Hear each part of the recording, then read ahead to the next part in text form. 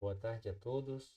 Bem-vindo a mais uma aula de física, né? Nossa segunda aula de física, né? E hoje nós vamos começar a explorar um pouco daquele conteúdo que foi apresentado, tudo bem? Nós sempre começamos com mecânica, porque mecânica foi a primeira parte da física a ser desenvolvida, tá? E em especial nós vamos fazer uma introdução à mecânica newtoniana, certo? Porque nós vamos usar os pressupostos que Newton usou para começar a descrever a física da forma que ele viu. Tudo bem? É, eu sei que muitos devem ter ouvido por aí falar sobre relatividade, teoria quântica. Perceba, nós estamos falando de uma física agora do século XVIII.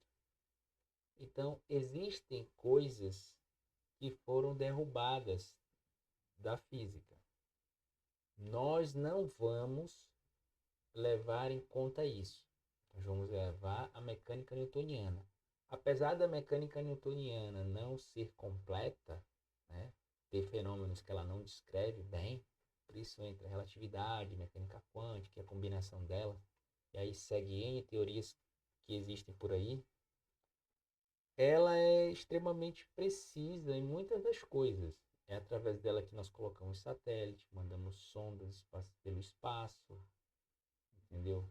Construímos carros, escrevemos o movimento do nosso cotidiano. Então, assim, ela tem uma grande aplicação, apesar dela não estar correta, né, na sua essência, tá? Tem problemas. Mas nós não vamos discutir esses problemas aqui, tudo bem? Vamos tratar mecânica newtoniana como mecânica newtoniana. Então, sempre na perspectiva de Newton. E para isso, eu vou seguir o seguinte sumário. Eu vou falar uma breve história da cinemática, tá? Vamos estar na parte cinemática, vai ter a breve história da cinemática. Vamos discutir um pouco de movimentos e nós vamos ver a parte de movimento no dimensional, né? Mas essa parte de movimento dimensional, nós só vamos entrar mais a fundo na próxima aula. Esta aula é uma aula mais curta, mas ela tem como objetivo levá-los a pensar de uma forma diferente sobre o mundo que está ao redor de vocês. Tudo bem? Então vamos fazer essa jornada. Então olha só. A primeira coisa, né?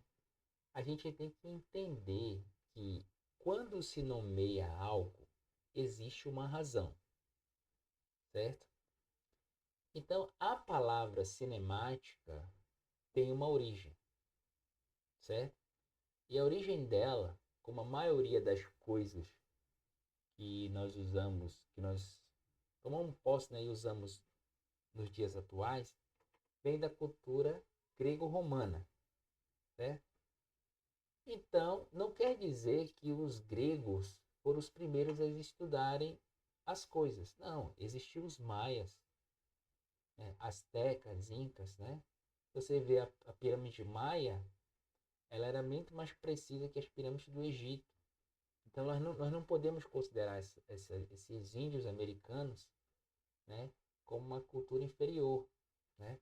Só que como o desenvolvimento da história, né, veio ali do Grécia, né, Império Romano e tal, a nossa cultura nós geralmente olhamos mais nessa perspectiva, mas ela não é a melhor perspectiva das coisas, tudo bem? Quando você vai estudar um pouco de história, você vai ver que eles tinham alguns preconceitos. Então tem alguns momentos que a cultura chinesa, as observações astronômicas feitas pelos chineses, são mais precisas do que as feitas pelos gregos, né? E muitas vezes os gregos deixavam de ver, de considerar algo por ele acharem que feria a estética. Então você vê que o povo grego é um povo cheio de estética. Ele gosta das coisas perfeitinhas, né? E as coisas não são tão perfeitinhas no sentido de forma. tá? Então você vê, ó, geometria, retângulo, triângulo, né, quadrado, então prisma, né, cilindro, então são figuras geométricas perfeitas. Então, eles tinham essas coisas e acabou acarretando isso, né, para Renascença e todo esse desenvolvimento histórico, cultural e científico que tivemos, tá? Na Baixa e Alta Idade Média, bem, até chegarmos a nosso modelo atual. Então é o seguinte, a palavra cinemática, né, ela vai ter uma terminologia, certo? Na verdade uma etimologia, quer dizer a origem dela. Então, como eu já falei, ela vem do grego, ela vem da palavra cinema, que significa movimento. Então, a cinemática é a parte da física que está interessada em estudar o movimento em si. Tudo bem? Então, esse é o segundo ponto, né? O que é que ela estuda, essa cinemática? Ela vai estudar o movimento sem se preocupar com as causas, certo? Então, a parte que vai se preocupar em saber o que causou o movimento vai ser dinâmica, e a gente vai ver isso mais tarde, tá? No momento agora, a única coisa que interessa é a descrição dos movimentos sem se preocupar com a análise de suas causas, certo? Ou seja, se eles estão vendo o movimento aparente dos planetas, então eles querem saber a posição no céu que ele está e a hora que essa posição ocorre. Então, quando você vai fazer uma observação astronômica, você, como a Terra gira, né, para você saber qual é o deslocamento real da estrela, você tem que olhar para a estrela no mesmo horário que você olhou para ela no dia seguinte. E aí você vai mapeando essas coisas. Aí você vai montando a trajetória dela, tá?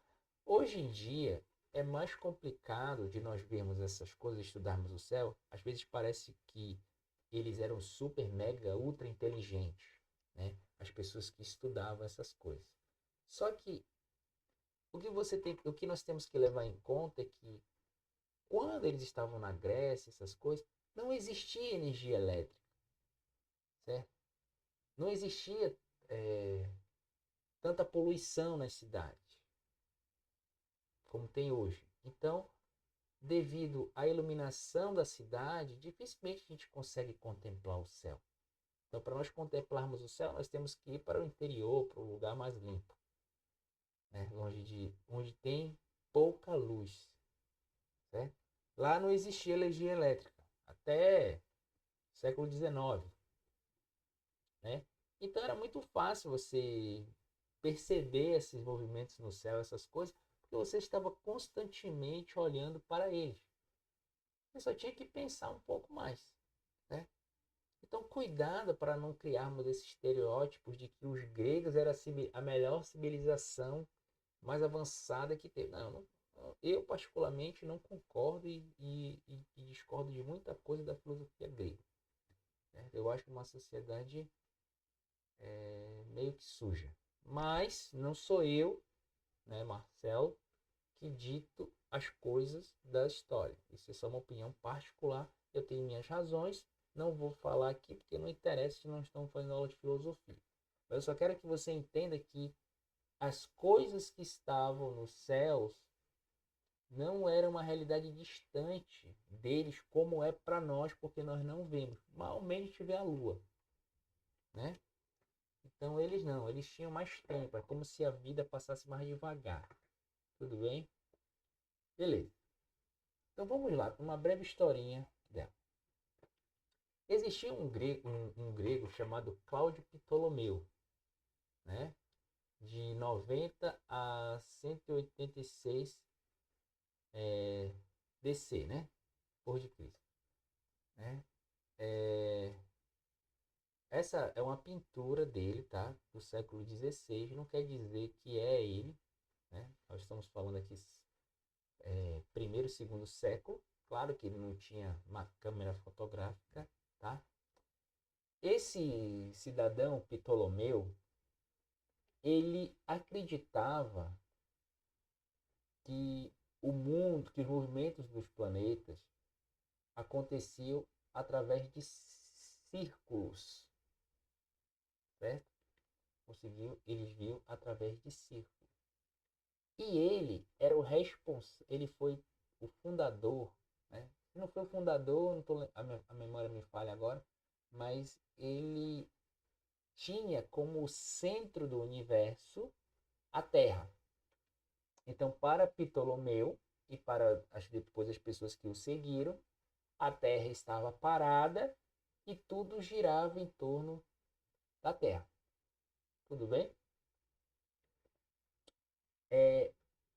Perceba que essa questão de quem se move em relação a quem, nós vamos discutir isso com mais ênfase quando nós formos falar de fundamentos da mecânica na próxima aula, quando eu for falar de referencial. Tudo bem? Mas assim, qual é o melhor referencial para achar as coisas? É aquele em que as coisas estarão mais simples possível. Tudo bem? Então, se tiver simples, tá beleza.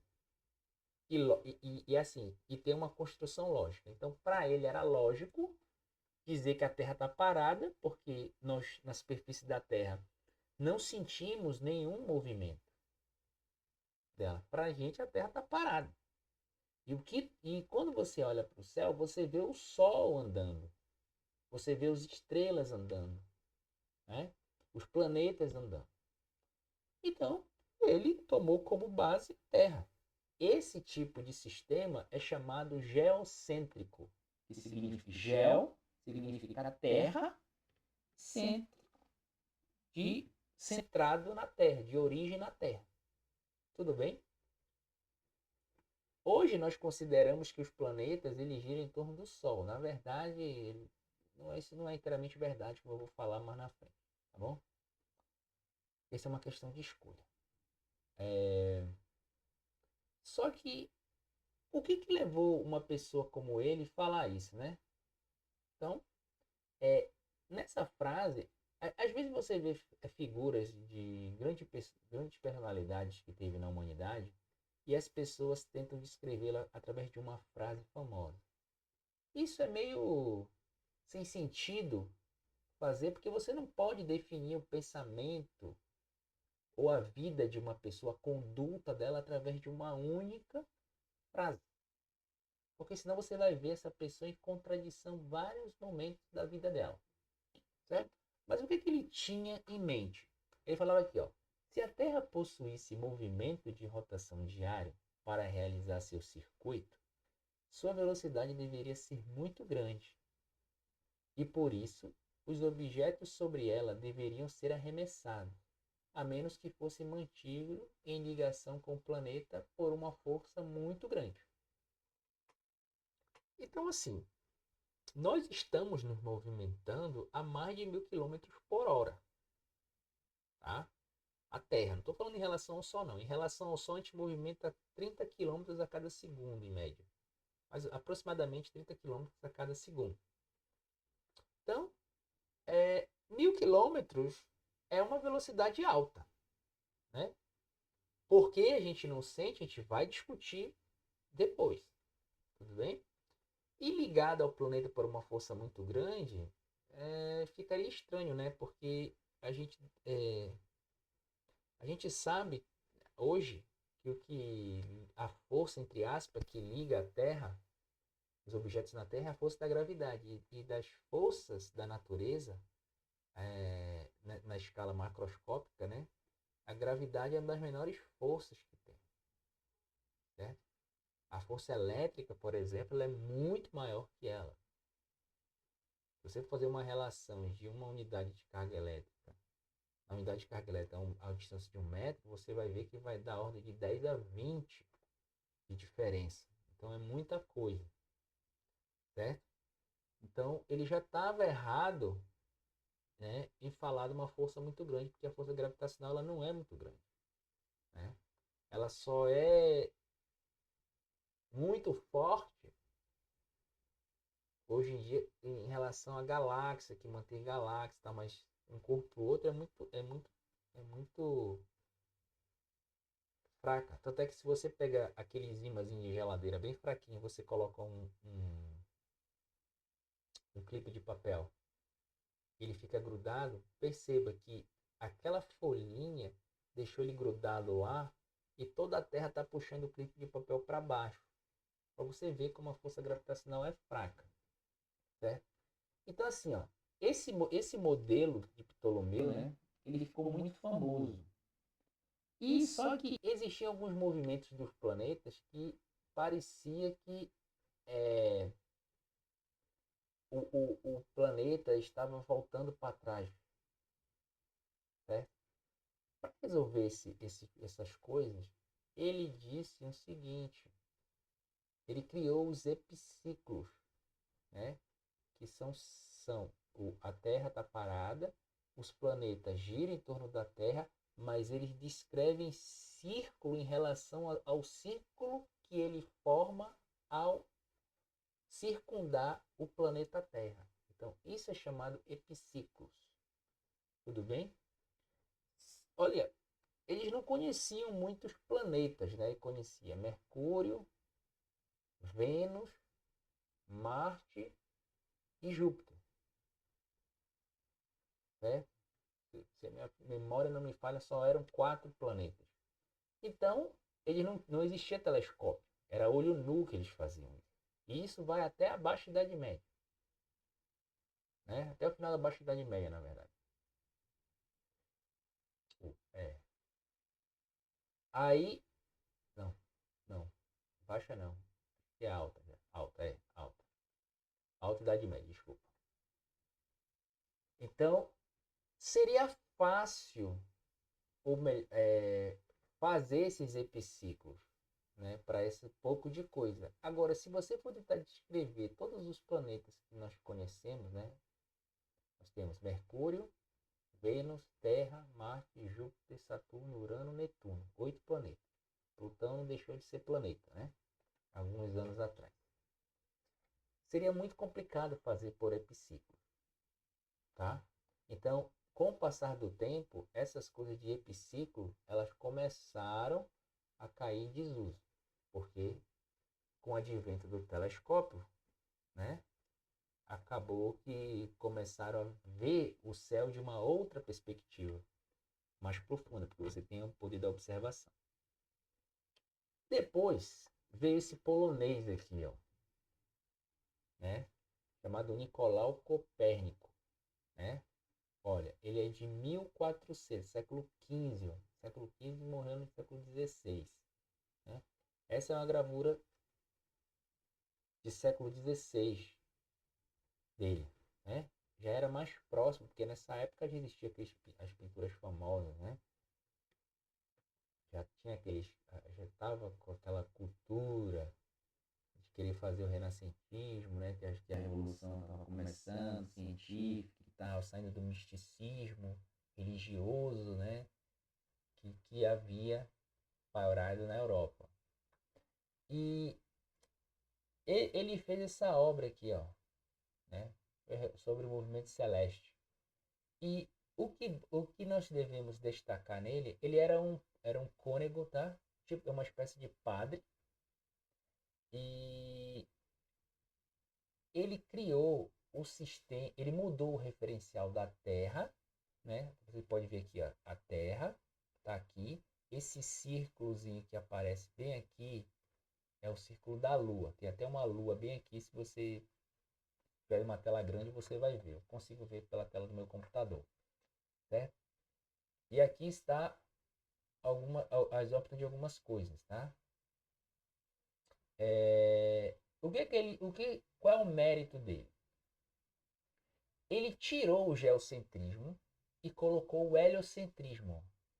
O Sol. O que é heliocentrismo? Sol. Helios é um nome relacionado a Eros, né? Que era ou no grego Apolo, que era o deus do Sol. Então, hélio, até o elemento químico hélio, é nomeado de referência a isso, né? A Hélios de Sol, porque ele é o hidrogênio, o Sol é formado praticamente de hidrogênio, né? Então, ele é formado de hidrogênio e lá tem hélio, né? Produz hélio através de reações nucleares que tem lá. Então, na verdade, tem o gás nobre hélio, né? Que está relacionado a isso, tá? O nome, só o nome, tá? Então, beleza. Então, o que é que ele faz? Ele pega, tira o referencial da Terra e coloca que ela está rodando aqui em relação ao Sol. Então, o Sol está aqui e a Terra faz essa órbita. Aqui é Vênus e aqui é Mercúrio, né? Ó, Marte, Júpiter, Saturno, né? Isso aqui eu não estou conseguindo ler pela foto, certo? Então, olha só. Quando ele faz isso, ele facilita as contas astronômicas, certo? Porque você não vai ver as coisas girando e as outras coisas girando. Ele falou, não, as coisas giram em torno do Sol. Perceba que ele colocou aqui, ó, a Lua, porque a Lua é praticamente o tamanho da Terra, né? De todos os planetas que tem no sistema solar, a Lua é muito grande em relação às outras luas, quando você leva a proporção planeta, do qual a Lua orbita, né? E ela. Então, como eles não tinham telescópios, eles não conseguiam ver o movimento da Lua. Tudo bem? Só depois que eles vão descobrir o movimento da Lua. A única Lua que eles conheciam era a nossa Lua. Que é só olhar para o céu que você está vendo. Certo? Então, por isso que não tem. Então, ele acabou com os epiciclos. Você vê que não tem epiciclo, não tem. Só aqui o da Lua. Né? A Terra gira aqui na órbita dela e a Lua gira no torno da Terra. Certo? Nos outros havia um epiciclo. Então, esse foi coisa. O Copérnico é engraçado que ele tinha muito medo de morrer, porque estava tendo uma caçada, né, de heresia nessa época, né? Então muita gente morreu, né, desafiando o poder da igreja, né, da época, a igreja católica na época, certo? E quando ele publicou o livro dele, ele morreu no mesmo ano, já bem velho, tá? E aí não ia ter mais problema, ele morreu. Aí ele publicou, ele ficou com medo, já sabia dessas coisas há um bom tempo, só que ele protelou até para ele não perder, para afinal ele era um cônego, né? Então, ele era uma espécie de padre. Então, ele se beneficiava através da igreja também. Tudo bem? Depois, existiu um homem chamado Tycho Brahe. Esse cara aqui, ó, né? Tycho Brahe. 1546, 1601. Tycho Brahe, ele foi o último grande astrônomo, certo? Que não usava telescópio, certo? Isso aqui ele tá dentro esqueci o nome, mas é um instrumento para medir posição de estrela que ele fez gigantesco. Eu esqueci o nome agora. Depois se alguém souber, bota no comentário lá do vídeo. Eu não estou lembrado. Depois eu vou ver. Eu esqueci. E aí ele está medindo as posições. Ele fez um observatório numa ilha, tá? Esse cara, ele era senhor feudal, no caso, né? Só disse que ele era bem mau, né? Dizer más línguas. Mas sabe que o povo inventa. O que importa dele é o seguinte, é que ele era a pessoa, até durante a época da vida dele, que tinha as medidas mais precisas do céu. Então era que tinha maior acurácia. Então ele conseguia prever os movimentos dos planetas através disso. Lembrem-se que as pessoas acreditavam muito em astrologia nessa época, guiado por astro, então era importante saber a conjuntura do céu para algumas pessoas, para ver qual é aquele negócio de regência, né? Hoje em dia tem gente que acredita, mas assim, fisicamente falando, isso aí é balela, né? Porque a gente sabe que a velocidade que a luz se propaga com uma velocidade finita, então quando as coisas acontecem, né, quando você olha, por exemplo, o Sol, você está vendo ele quase é, quase 9 minutos, como ele era 9 minutos atrás. Você não está vendo o Sol agora. Então, quando você vê uma conjunção, sei lá, quando você vê o planeta Marte, você está vendo ele aproximadamente 20 minutos do que ele era. Então você nunca vê a coisa no momento instantâneo por causa da velocidade da luz. Então a conjuntura não é bem essas coisas. Não quero ferir, não estou aqui para discutir quem acredita nessas coisas que nem horóscopo. É problema de cada um, tudo bem? Eu estou dizendo que por que era importante olhar o céu para saber tais coisas, né? Porque muitas pessoas ganhavam dinheiro com esses mapas astrais, como algumas pessoas ganham hoje. Então ele tinha essa ilha aqui e fez. Ele ele era híbrido no sentido de o Tycho Brahe ele era híbrido no sentido de ideias. Ele acreditava que a Terra era o centro do universo, certo? Como Ptolomeu, mas ele aceitava as ideias de Copérnico também, que os planetas giravam em torno do Sol. Então, o que foi que ele fez? Ele fez um modelo para ele mesmo, né?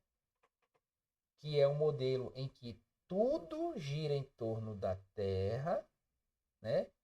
O Sol gira em torno da Terra, mas os planetas giram em torno do Sol, que gira em torno da Terra. Então ele piorou com isso os referenciais para descrever. Tudo bem? É só isso. Que um professor que chegou a falar, o professor Barsala, um professor famoso lá do Pará, José Maria Filado Barsala, que falava que ele era mineiro, ele ficava em cima do muro, né? Então ele pegava o melhor dos dois.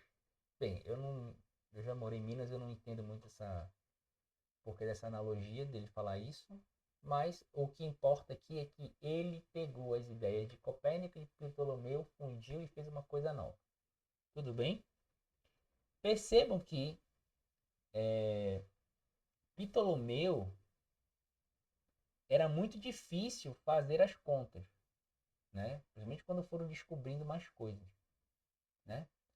Já o Nicolau Copérnico é mais simples tratar os referenciais dele, tudo bem? Aí depois do Tycho Brahe, vê esse aqui, ó, Johann Kepler, um alemão.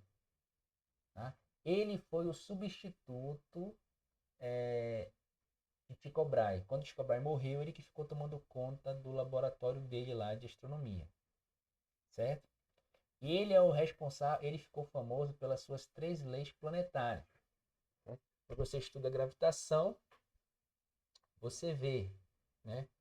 Que ele vai dizer que os planetas descrevem órbitas elípticas, onde o Sol é um dos focos da elipse. Ele tem a lei das áreas, né, que diz que a área de varredura de varredura do planeta é proporcional ao tempo, geralmente proporcional ao tempo que ele demora para percorrê-la. Então, ele vai estar falando, o que está por trás dessa lei é a lei da conservação da velocidade areolar. Tudo bem?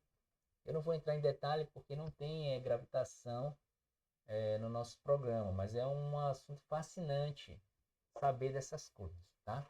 Quem quiser saber mais, bota nos comentários que eu posso fazer aula extra sobre isso, com tópicos interessantes de física. Eu estou querendo fazer essas coisas, mas para fazer tem que ter pedido, né? Então, eu peço aí que expressem sua opinião sobre o assunto e as dúvidas que queiram saber. Tudo bem? O Kepler foi um cara que sofreu bastante na vida. A vida dele era completamente louca. A mulher dele era muito louca. sofria na mão dela, os filhos morreram, tá? Então, nesse momento, eu tô falando isso porque nesse momento de pandemia, como muitas coisas parecem que estão perdidas, né? Vamos manter a nossa serenidade, porque o próprio Kepler sofreu a vida toda. Nós estamos nessa coisa por um pouco mais de um ano, né? Então, sofrer uma vida toda e sofrer um pouco mais de um ano, né? 1 ano e 3 meses, na verdade, aproximadamente, um pouco mais, você vê que mesmo assim, mesmo com todas essas coisas, ele conseguiu fazer algo relevante e deixou para a posteridade, né? Que são as leis de Newton, que são as leis que levaram o nome dele, leis de Kepler, que vão influenciar Isaac Newton quando ele vai fazer a teoria da gravitação dele. Porque lembra que eu falei para vocês que uma teoria boa é uma teoria que explica as coisas do passado e prevê coisas novas. Então você só vai saber se essa teoria é boa se as previsões dela baterem com os resultados experimentais e explicar as coisas que todo mundo já sabe. Porque ela pode explicar as coisas que todo mundo já sabe e os resultados não baterem com os resultados experimentais. Então a teoria não é boa, certo? É melhor ficar com a antiga mesmo, nesse sentido. Bem, então, basicamente, acreditava-se que existia dois tipos de mecânica, tudo bem? Existia uma mecânica celeste, que o responsável era Kepler, que encontrou, né, as leis, né? Apesar que quando ele fez a conta dele, ele errou a matemática, mas ele chegou no resultado, na interpretação correta, mesmo errando a conta. Tá? Tem algumas revistas super interessantes que falam sobre isso, né? E existia a mecânica da Terra, porque eles achavam que o que era depois da Lua, né, era coisa domínio dos deuses, né? Que anjos empurravam os planetas. Tinha toda essa crença, né, nessa época. Então, ele conseguiu encontrar uma ordem. Olha, isso é meio complicado porque assim, muita gente pensa que a matemática é a linguagem que Deus escreveu o universo. Mas vocês já viram do meu curso lá de cálculo, de matemática, eu estou defendendo a ideia de que matemática é ciência humanas e tenho mostrado, né, o que é o que funciona como um verbo, como um objeto, como um sujeito. Então eu mostro essas coisas durante as aulas. Então, não podemos confundir, porque a matemática, ela não consegue prever tudo. Existem erros que nós cometemos a fazer cálculo. Até que nós estudamos estatística disso, né? E o pressuposto que a maioria das pessoas tem é que Deus é um ser perfeito. Então, Deus não erra, certo? Então, Deus criou a matemática. É porque da linguagem que o homem desenvolveu para explicar as coisas da natureza, a matemática tem se mostrado a melhor ao longo de vários séculos, certo? Porque você poderia descrever as coisas usando português, usando qualquer outra língua, mas não vai ter o grau de precisão que a matemática tem. Mas mesmo assim, ela não reflete a realidade. Assim como vou falar casa, uma casa verde. Então você tem uma ideia de casa verde, uma estrutura, a tonalidade de verde. Com certeza não é a mesma coisa que eu estou pensando quando eu falei isso, não é a que você imaginou ou que o seu colega de classe imaginou. Então existem esses erros intrínsecos. Só que diferentemente do português de eu ter falado isso aqui, a matemática a gente consegue expressar por números o erro que a gente comete. Então, isso a torna mais precisa. Mas eu, particularmente, Marcelo, não creio, não defendo e não comungo da ideia de que Deus, que a matemática é uma coisa divina. Que o homem a matemática existia independente do homem. Eu não creio nessa vertente. Tá? Isso a gente pode discutir em algum momento, mas não é o objetivo da aula, mas eu não creio, apesar de ter muita gente que defende isso. Tudo bem? E aqui nós temos o famoso Galilei Galilei. Né? Galileu Galilei. Geralmente a gente usa, é engraçado, né? A gente fala Kepler, Ptolomeu, e o nome dele é Cláudio Ptolomeu, que é Johannes Kepler. Mas no Galileu a gente costuma chamá-lo pelo primeiro nome. É estranho, né? Porque geralmente nos outros países a gente chama a pessoa pelo sobrenome dela.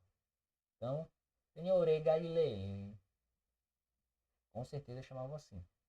Só que parece que o Galileu é considerado o pai da ciência moderna, tá? Pai da ciência moderna. Por quê? Porque ele traz a ideia do empirismo. Na verdade, não é que ele traz, mas ele difunde mais. Porque ele não nasceu com ele. Essas coisas já vem formado. Tanto é que ele, quando ele viu os trabalhos de Copérnico, ele achou que ele era um gênio. Né? E começou a ler e devorar o livro, gastar vela, né? Não tinha luz elétrica, era com a vela. Por isso que tem aquele negócio, quando o cara está estudando muito, o cara fala, tô queimando pestana. Por quê? Porque às vezes o cara estava estudando aqui com a vela, a pestana é a parte da testa, né? E aí ele cochilava, ou então ele se empolgava e a vela acabava queimando a pestana dele. Então significa queimar a pestana, quer dizer que eu estou estudando concentrado, né? O pai de Galileu era um músico muito famoso na Itália, tá? Galileu, ele se tornou uma pessoa muito famosa, ele foi professor de matemática, ele construiu o compasso militar, ele fez a primeira calculadora a primeira régua de cálculo que foi usada, né? Ele foi a pessoa que não inventou o telescópio, mas ele foi a primeira pessoa a pegar um telescópio e virar para o céu. E por isso que ele descobriu os anéis de Saturno. Ele viu que a Terra não era o centro do universo, que ele via as outras luas, por exemplo, as luas de Saturno, de Júpiter, orbitando, né, em torno dele. Então, tem até nome de lua em Galileu, né, em Júpiter, se eu não estou enganado, em homenagem a ele, certo?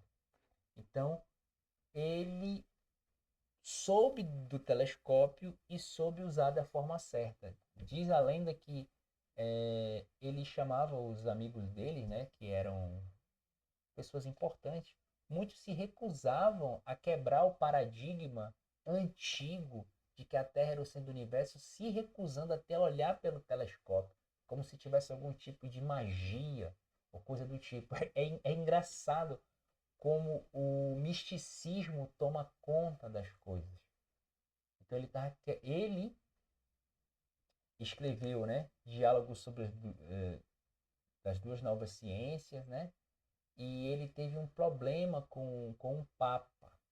Ele quase ia ser morto pela Inquisição. Olha, ele era italiano, né?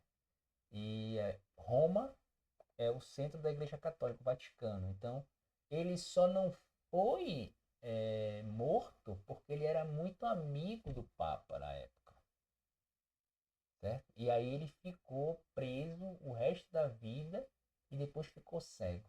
E ele teve que renunciar às coisas que ele tinha falado, né? E por que ele tinha medo? Porque teve acho que era padre, chamado Giordano Bruno, que morreu na fogueira falando que a Terra não era o centro do universo, que era o centro do universo é o Sol. Hoje nós sabemos que o Sol não é o centro do universo, então a gente pode, de uma certa perspectiva, dizer que Giordano Bruno morreu à toa. Ele morreu por uma mentira, certo? Então, o que ele estava querendo fazer, Jordano Bruno, apesar que ele não era, ele tinha umas ideias meio hereges, mesmo para quem não é tão, como é que eu posso dizer, aficionado, né, em religião, mas ele tinha umas coisas que contradizia, por exemplo, a Bíblia, que a princípio é o que defendia a igreja na época, apesar dela própria fazer muita coisa que a Bíblia condena, mas daí não é debate teológico. O que importa é que Galileu foi a pessoa que falou que os corpos, se você pega um martelo e uma pena e você joga, eles são acelerados com a mesma velocidade.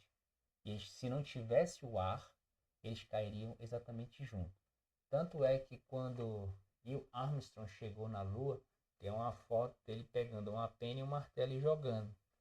E aí ele fala, olha, Galileu estava certo, né?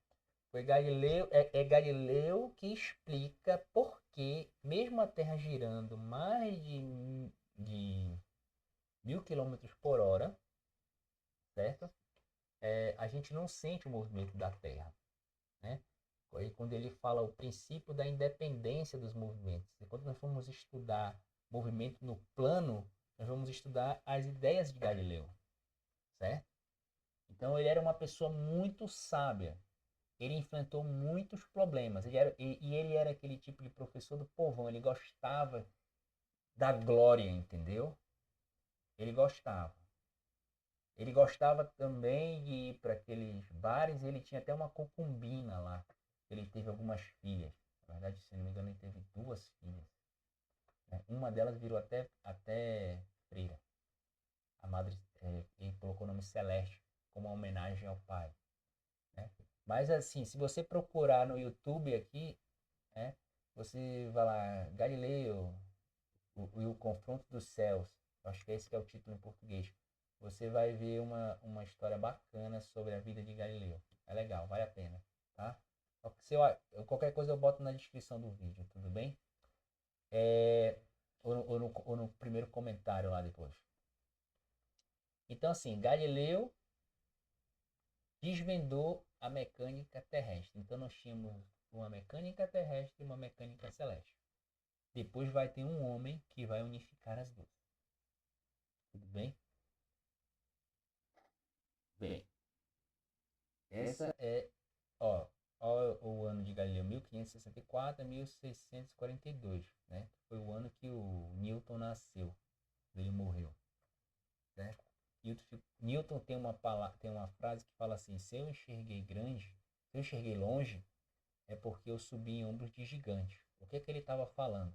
É que ele só conseguiu fazer o que ele fez porque Kepler e Galileu, os gigantes dele, o da mecânica celeste, Kepler, e o da mecânica terrestre, Galileu, fez com que ele enxergasse, porque todos os axiomas de movimento que Newton postulou, né, no princípio 1668, ele tinha como resultado as observações que Galileu e Kepler fizeram.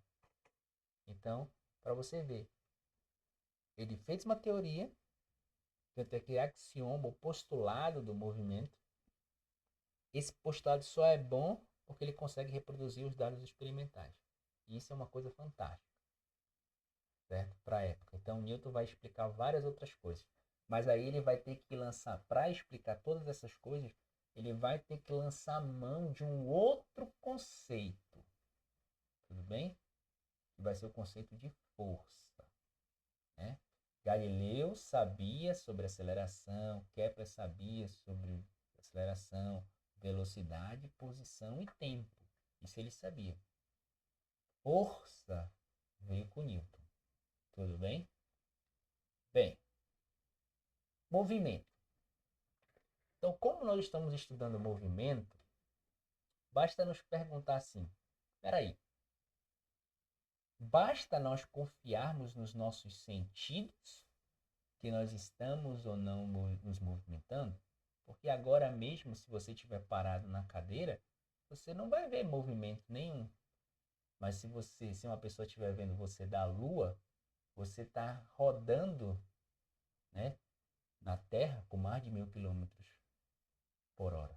E se alguém tiver você do Sol, ele vai estar ou numa posição próxima do Sol, né, fora da Terra e da Lua, fora da órbita, ele vai te ver rodando ao redor do Sol a 30 km por segundo aproximadamente e a mais de 1.000 km/h em torno do seu eixo. Então, qual é a moral da história? Será que os nossos sentidos é suficiente para dizermos que uma coisa está em movimento ou não, você vai ver que se você está se você está parado ou em movimento em linha reta, com uma velocidade constante, não tem nenhuma experiência mecânica que vai te levar a crer que você não está em movimento. Tudo bem? Você não vai poder distinguir os dois estados. Isso é um postulado da teoria. Então, a minha pergunta é: o que é movimento? Né? Tudo que vemos está em movimento? Olha para essa figura por um período. Você vai ver, você está vendo o quê? Veja aí uns 5, 10 segundos. Né? Ela parece que ela está se mexendo. Mas ela está se mexendo? Não. Isso é simplesmente uma ilusão de ótica. Ou seja, nós conseguimos enganar nossos olhos com desenhos relativamente simples. Então, o nosso olho, a nossa perspectiva ocular, somente ela não vai ser parâmetro para dizer se algo está em movimento ou não. Tudo bem? Bora ver outra figura. Essa aqui, ó. Quando você olha, parece o quê? Que a bola está andando. Uma outra ilusão de ótica. Tudo bem? Mais uma figura completamente diferente dessa, né? Parece que ora uns rodam para esse lado e outros rodam para o outro lado, né? Nesse aqui parece que a bola gira aqui em torno do eixo dela e esse negócio aqui é passado pela bola. Então, são duas figuras completamente diferentes, te mostrando que a sua perspectiva ocular não é suficiente. Quem não já dirigiu, né, e via assim, tipo, a ilusão de ter água na pista quando chega lá não está molhado, né? Então, isso é uma ilusão, isso é por causa da reflexão total da luz. Por isso que a gente vê aquilo lá, tá? Mas isso aí é um problema de ótica e ótica nós não temos aqui nessas coisas. Eu só coloquei os desenhos para mostrar que a sensação de movimento, na verdade, é muito mais do que apenas uma sensação, tá bom? Bem, vamos parar aqui, né? Eu gostaria que vocês refletissem sobre essas coisas e trouxessem perguntas no grupo, né? Para responder, curiosidades ou não. E aí na próxima aula, né? Eu vou começar a falar de grandezas físicas, né? Referenciar umas definições fundamentais de mecânica que a gente vai usar. E aí a gente vai começar a fazer conta, tudo bem? Porque a gente vai ter que fazer conta. Então, assim, eu agradeço a atenção a todos, né? E até a próxima aula, ok?